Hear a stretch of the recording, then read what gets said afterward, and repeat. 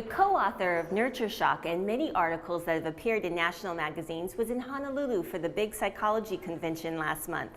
Her new book, Top Dog, is about the science of winning and losing. You'll hear much more about that in a future episode. But first, we wanted to share her amazing life story that has taken her from Southern California to Arkansas and Washington, D.C. In fact, all the way to the top of the New York Times bestseller list. Hi, I'm Merryman, and I'm a career changer. Well, I went to USC Film School and majored in screenwriting. And if you look at my resume, at some point people say, oh my God, what does this all have to do with each other? But if you look on a sort of a macro level, it's about communicating and telling stories and finding ideas. And the different audience and the media have changed over time. You know, from screenwriting to playwriting to op-eds to being an attorney. I went to Georgetown Law School as well. But there, it's still about communicating there. It's about the facts and the laws and explaining why you need to win that case or win the negotiation. In 1992, I really was upset about the riots going on in Los Angeles and feeling like the country as a whole, I needed personal change and I thought the country needed to change. So I packed everything I owned and I drove across country on the 40 to Little Rock, Arkansas and asked for a job at the Clinton-Gore campaign. I worked in the campaign for about 3 months and went through the election and the beginning of transition. And I moved back to Los Angeles and was thinking, well, okay, that was just a novel experiment. Now I'm gonna resume my film career. But all of the people I had met in the Clinton campaign were getting jobs at the White House. And I said, wow, that sounds like maybe I should be doing that. So a few months later, I moved to Washington, D.C. and started a political career. I was writing speeches during the day, but I really, the reaction was you went to school for movies, and I also felt like I needed a policy explanation and a background. So I ended up going to law school at night at Georgetown.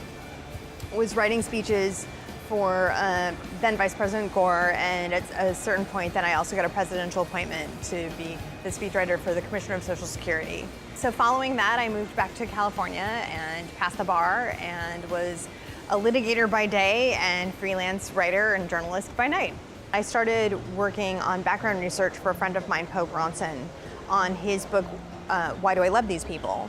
And that background research was so much fun that we decided, the two of us, to do a research-based online companion book. So that then led into a blog, which led into writing for Time.com and doing a blog for them. Poe and I were actually working a piece for New York Magazine on the science of ambition. And we kept interviewing people who were sort of quintessentially ambitious. Guys who would say, architects who would say, well, a good day is when I change the skyline of New York, and I've done it more than once, and I'm not done. So we started asking, well, what makes someone ambitious? Are there things in people's childhood or their parenting that make you motivated? What's killing it along the way? And we found the research of Carol Dweck at Stanford, who was looking at praise and how a single sentence, the difference between saying, oh, honey, you're so smart, and oh, honey, you worked so hard, completely changed how kids performed. The research is really that you don't want to praise kids for how smart they are because that's person praise, and you can't change who you are. You can change what you do. So it's more effective to praise kids for their effort.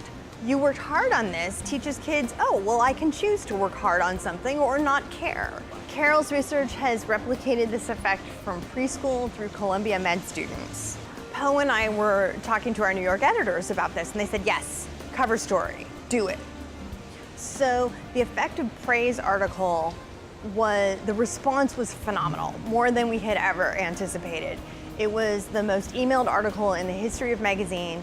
5 years later, it's still on their most emailed list. Well, I think one of the differences about NurtureShock is that there are lots of books about kids and parenting, but they're all written as advice books. The scientists don't tell you, here's what you need to do with your child. They've never met your child. Instead, they ask you, well, tell me about your child.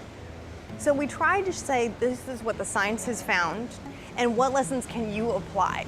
I can tell you that the science of sleep and how sleep affects cognitive, metabolic, and physiological development means kids need more sleep. 15 minutes of sleep differentiates an A student from a B student. For every hour they're not getting, so they should be getting 9, but they're only getting 8, each hour increases the likelihood of their becoming obese by 300%. Only 25% of high school seniors get even 8 hours of sleep. On a brain level, their brains are still developing till they're 21, 25. They need 9.25 hours of sleep. So NurtureShock, similarly to the reaction that we had for the New York Magazine article on praise, I think became a sort of cultural phenomenon. And I've had people come up to me and say, I am a NurtureShock parent, which I find amazing.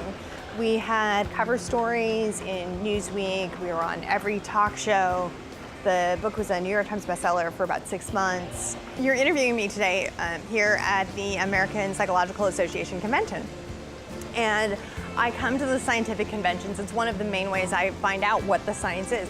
And I was looking at an APA catalog of what was being presented about 3 or 4 years ago. And there were sessions on the science of creativity. I didn't even know that such a thing existed. And 2 years later, it was a cover story for Newsweek on the creativity crisis. Kyung-Hee Kim, who's a researcher in creativity, was actually looking at the trends in creativity over time, and she was actually finding that creativity was falling. Now, some people attribute this to standardized testing, the No Child Left Behind. The science is too out there yet. We don't know the actual answers. It could absolutely be that. It could be that kids are watching video games all the time and they're never thinking to themselves, how do I entertain myself? Because sometimes creativity is best found in boredom. So there's a lot of different theories as to why creativity is on the decline, but what's more important is the science says, ultimately we don't care, because what we do know is we know how to fix it. We know how to teach creativity. Creativity is about problem solving. It's about identifying a situation that needs to be changed and figuring out different ways to do that. And that's just as relevant in science and engineering as it is in painting.